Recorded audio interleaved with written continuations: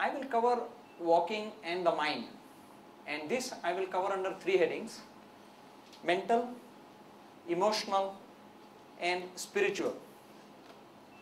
Now when we talk about mental benefits of walking, how many people really ever thought that walking would have mental benefits? A regular walker, because his heart function is better, heart beats that much more often, increasing the rate of blood flow from the heart to the different parts of the body, including the brain. Now, the blood has the function of carrying with it oxygen and glucose. Obviously, with a better heart function, more amount of blood can be pushed in that less amount of time, providing better availability of glucose and oxygen to the brain as well as all other parts of the body. This is very important when we have small children at home who are preparing for exams. You know, there are friends who will talk, for that matter even our postgraduates who are appearing for medical exams. They will sit for hours together and read. Now when you are reading continuously for a long period of time, your brain tends to accumulate a lot of carbon dioxide and waste matter. When you walk in between your reading spells, it causes some amount of exercise, your heart rate increases, flow of blood to the brain increases, there is a washout of waste products, allowing fresh glucose and oxygen to reach the brain. I recommend this very strongly. Children preparing for exams should take breaks, ideally 20 minutes of reading at a time and a 5-minute break. Get up, walk briskly and come back in 2-3 minutes, and you find your heart rate increasing, your brain becoming fresher, your ability to focus and concentrate getting better. So better mental clarity and therefore better ability to focus. A lot of people take up walking because they say it calms them. So walking has a meditative quality to it. Now, you know, meditation means different things to different people, but ideally it's your time to yourself and your time to calm down, where you can actually collect your thoughts. It quietens the mind and allows clear thoughts to emerge. Now a lot of the time when we are continuously worried about something and we are continuously thinking about a lot of things, the same thoughts keep running in and out of our mind, and they're usually stuck in the mind. We keep worrying about the same thoughts. When you walk and you know that you're doing it just for yourself, it serves as a ventilator. For that time you're only focused on walking. It allows a lot of your taxing and your draining thoughts to go away and allows fresh thoughts to come in.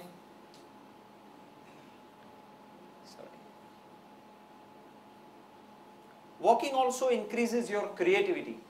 A lot of these great artists and great performers have, you know, they attribute their creativity to walking. We recently concluded the FIFA World Cup, and I don't know anybody who would have missed out on the Waka Waka song by Shakira.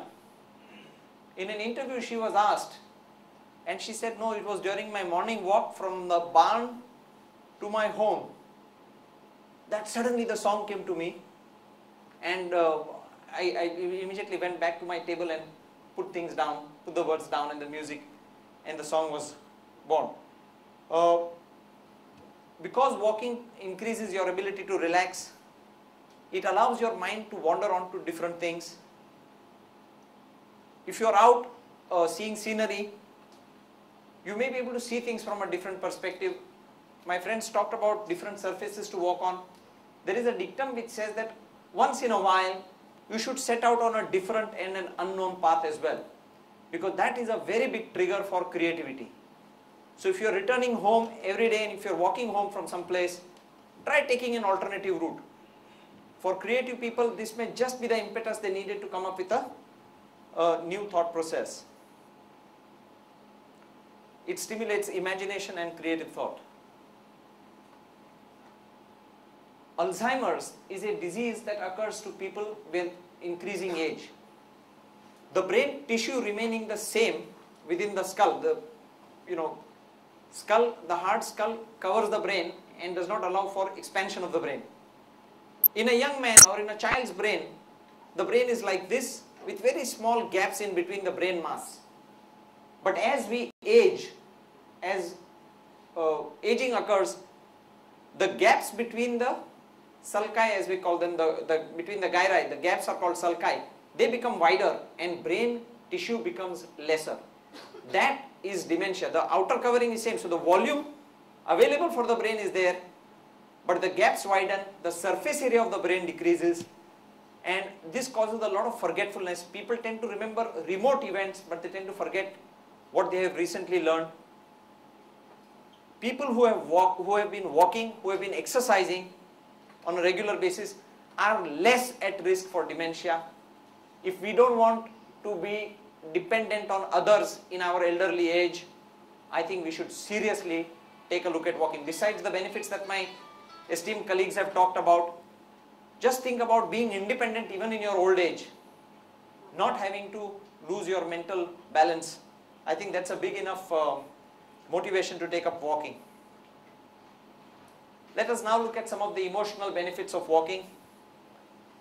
There is a very popular writer, Mark Fenton, who says, burn calories and build muscle all you want, but remember that your brain and soul may be the pieces of your anatomy that benefit most from walking.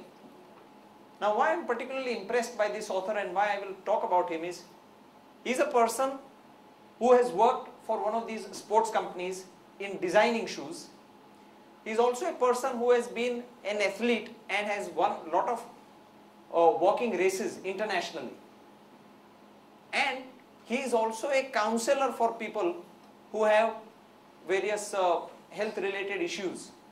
So here is a person who's really seen walking in a very holistic way.